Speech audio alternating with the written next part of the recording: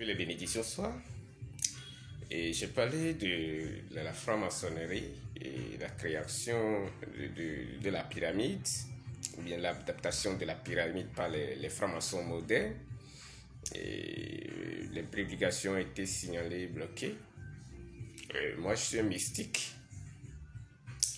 Et quand on dit le mystique, ce n'est pas quelqu'un qui est dans le quartier qui nuit les gens. Non, c'est pas ça. C'est quelqu'un qui a étudié les lois, les principes, les choses et qui peut maintenant mettre ces choses à la portée de la masse. C'est quelqu'un qui peut venir en aide à quelqu'un qui est en difficulté et aider l'entourage à se connaître. Et il peut être aussi une lumière pour son environnement et son entourage. C'est ça le mystique.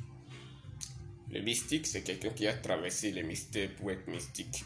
Et après avoir traversé ces mystères, il comprend les mystères. Il peut maintenant enseigner ces mystères à ceux qui n'ont pas encore accédé leur conscience à ces mystères. C'est ça le mystique. Et quand on dit le mystique, ce n'est pas ceux qui tuent les gens, ceux qui pratiquent les rites noirs, maléfiques. Non, c'est pas ça le mystique. Ça, c'est des satanistes.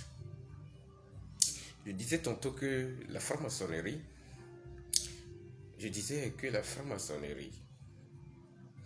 le symbole de la pyramide que la franc-maçonnerie utilise, ce n'est pas un symbole qui appartient aux francs-maçons. C'est un symbole qui appartient à l'Égypte antique. Quand on pénètre dans l'Égypte antique, vous allez voir qu'il y a 3 grandes pyramides. Il y a Khéops, il y a Khéphren et il y a Mykérinos.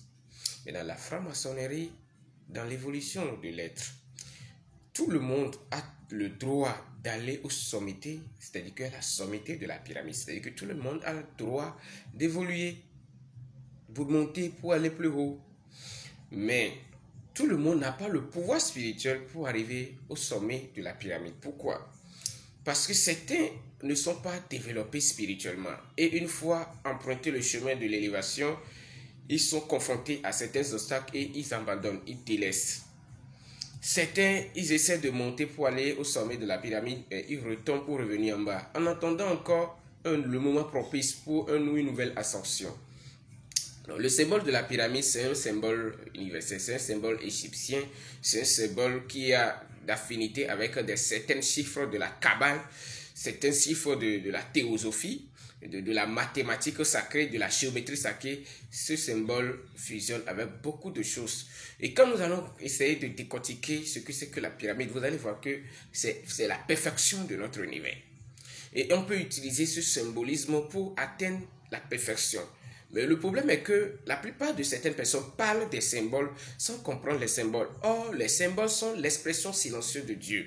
Et quand on parle de la pyramide, si je parle par exemple de la perfection, est-ce que nous avons développé cette perfection? Nous travaillons pour cultiver cette perfection et pour tendre vers cette perfection? Je dirais non. Mais les gens développent, les gens s'attribuent des symbolismes, mais des symboles et développent des vices. Alors que la maçonnerie, c'est-à-dire que le temple maçonnique antique que nos aïeux nous ont légué, recommande que toute personne, c'est-à-dire que chaque néophyte, chaque religieux, chaque personne qui aspire à la divinité suprême doit développer les vertus et que les vertus doivent emporter sur les vices. Mais nous remarquons dans nos sociétés aujourd'hui que les gens préfèrent développer les vices parce qu'ils sont assoiffés par les illusions de ce monde. Ils sont imbus par des passions, des basses passions, et ces basses passions les tuent. Alors que nous devons crucifier ces basses passions pour se lever spirituellement. Ne sachez pas, les gens ignorent, c'est-à-dire qu'ils ne savent pas que quand on est attaché aux vices, on est lié par ces vices et on s'emprisonne par ces vices. Or, nous devons sortir de cette prison.